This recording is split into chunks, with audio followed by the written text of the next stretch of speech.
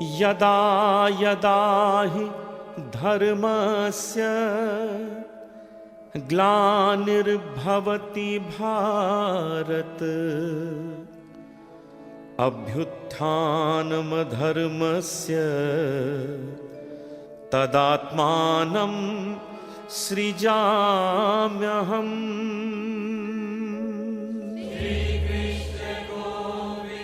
अथ तृतीयोध्याय। तीसरे अध्याय में कृष्ण अर्जुन को कर्म फल में अनासक्त रहकर जीवन की कर्म भूमि में अभियान करने का उपदेश करते हैं। कर्मयोगी अध्यात्म चेतना से युक्त होकर धर्मानुसार कर्म करता है, क्योंकि वो सब करणीय है और वो परमात्मा में स्थित रहता है।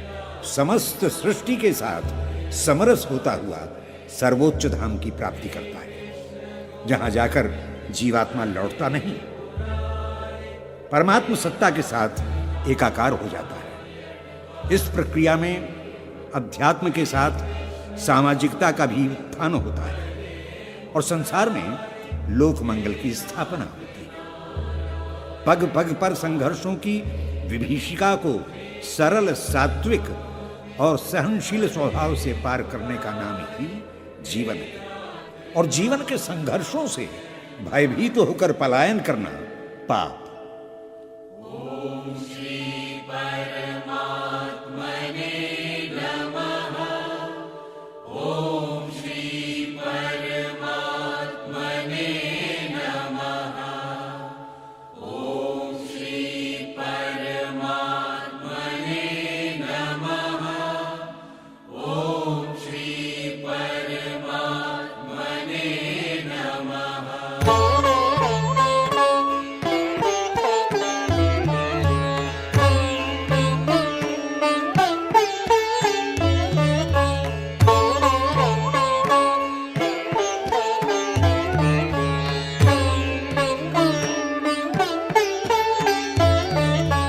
जायसि चेत् कर्मणस्ते मता बुद्धिर्जनार्दना तत् किं कर्मणि घोरे मां नियोजयसि केशव। व्यामिश्रेणेव वाक्येन बुद्धिं मोहयसीव मे तदेकं वद निश्चित्य येन श्रेयो हमाप्नुयाम्।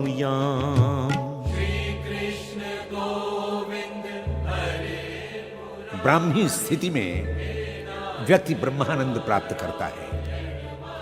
कृष्ण के मुख से ऐसा उपदेश सुनकर अर्जुन ने कृष्ण से प्रश्न किया, हे जनार्दन, यदि कर्म की अपेक्षा ज्ञान श्रेष्ठ मान्य है तो हे केशव, आप मुझे इस युद्ध जैसे भयंकर कर्म में क्यों नियुक्त कर रहे हैं?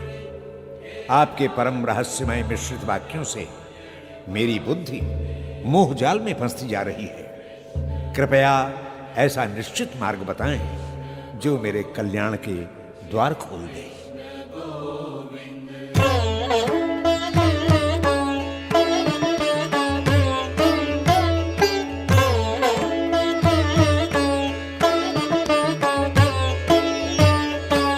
लोकेस्मिन् द्विधा निष्ठा पुरा प्रोक्ता मया नघ।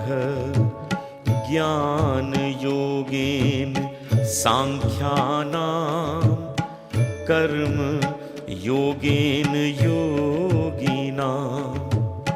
न कर्मणा मनारम्भान् नैष्कर्म्यं पुरुषोऽश्नुते। न च सन्न्यसनादेव सिद्धिं समधिगच्छति। श्री कृष्ण गोविंद। अर्जुन के वचनों को सुनकर भगवान श्री कृष्ण ने अर्जुन के प्रश्न के उत्तर में कहा, हे पुण्यात्मा, बहुत पहले ही मैंने 2 प्रकार की निष्ठाओं की स्थापना कर दी है। उनमें पहली निष्ठा है जो सांख्य योगियों के द्वारा ज्ञान योग से प्राप्त की जाती है। दूसरी निष्ठा योगियों के द्वारा कर्म करने से पाई जाती है। जो लोग कर्म छोड़कर केवल संन्यास से सिद्धि प्राप्त करना चाहते हैं, वे ये नहीं जानते कि केवल संन्यास से कोई सिद्धि प्राप्त नहीं होती।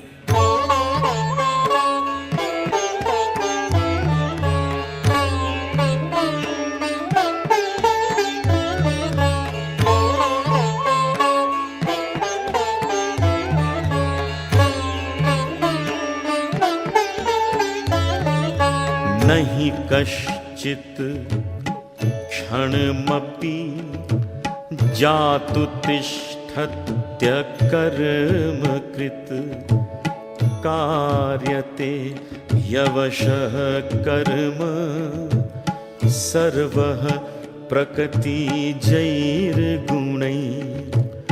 कर्मेन्द्रियाणि संयम्य या आस्ते मनसा स्मरन् इंद्रियार्थान् विमूढात्मा मिथ्याचारः सौच्यते। हे अर्जुन, ऐसी कोई भी स्थिति जीवन में नहीं आती जिसमें मनुष्य क्षण मात्र के लिए भी बिना कर्म किए रहता हो। कर्म तो मनुष्य की अनिवार्यता है। प्रकृति जनित गुण मनुष्य को अपने वश में किए रहते हैं, जिसके फलस्वरूप मनुष्य नित्य कर्म करने के लिए सतत बाध्य रहता है। इंद्रियां विषयों की ओर सदैव आकर्षित होती हैं। जो मूर्ख व्यक्ति इंद्रियों को बलपूर्वक रोक लेता है किंतु मन से सदा विषयों का चिंतन करता है, वो मिथ्याचारी, पाखंड और आडंबर में ही जीवन बिताता है।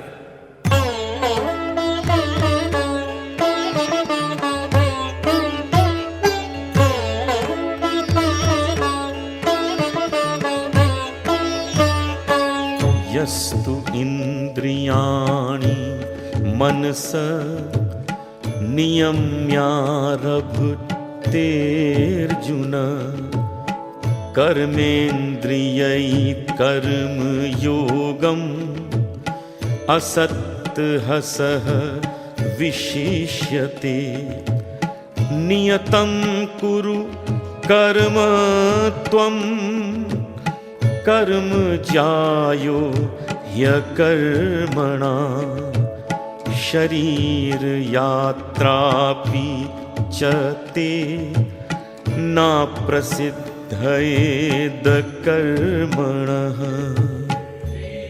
इसके विपरीत हे अर्जुन, जो व्यक्ति सहज भाव से ही अपने मन और इंद्रियों को वश में कर लेता है, उसका मन विषयों के प्रति स्वाभाविक रूप से वैराग्य धारण कर लेता है। वो अनासक्त रहता हुआ फल की कामना छोड़कर इंद्रियों द्वारा कर्मयोग का आचरण करता है, वही श्रेष्ठ है। इसलिए हे अर्जुन, तू नियत कर्म करता रहे। हे परंतप, कर्म न करने से कर्म करना हर तरह से श्रेष्ठ है। शरीर का कोई भी कार्य धर्म बिना कर्म के पूरा नहीं होता।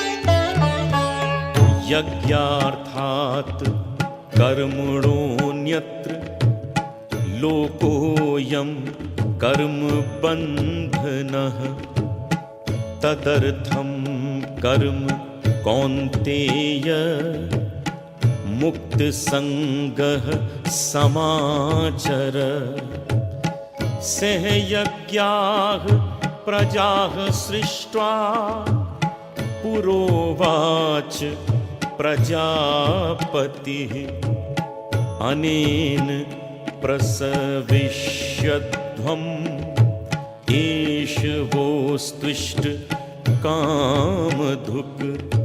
हे अर्जुन, मानव जीवन एक यज्ञ है।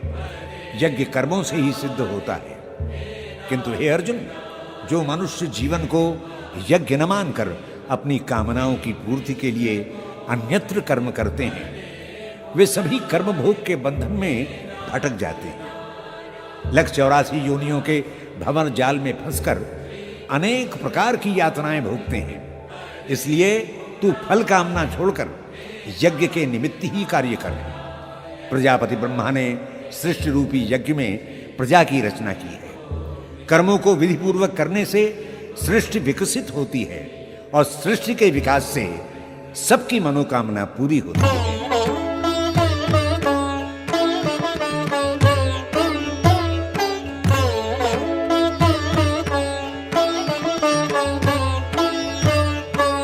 देवान् भावयतानेन ते देवा भावयन्तु वाः। परस्परं भावयन्ताः श्रेयः परमवाप्स्यथ। इष्टान् भोगान् हि वो देवा दास्यन्ते यज्ञभाविताः। तैर्दत्तान् प्रदायैभ्यो यो भुङ्क्ते स्तेन एव सः। हे अर्जुन, सृष्टि के आरंभ से ही विधि ने मानव रचना के साथ यज्ञ अर्थात कर्तव्य कर्म करने का विधान भी निश्चित कर दिया था। यज्ञ कर्म से देवता वृद्धि को प्राप्त होते हैं। देवता अर्थात सृष्टि के कारक तत्व, हम उन्हें विकसित करेंगे तो वो हमारा विकास करेंगे। इस प्रकार के परस्पर सहयोग से तुम सभी कल्याण को प्राप्त होगे। यज्ञ से पुष्टि प्राप्त करने पर देवता इच्छित फल देंगे। जो देवताओं के दिए हुए भोगों को बिना उन्हें समर्पित किए भोगता है, वो वास्तव में चोर है और पाप ही भक्षण करता है।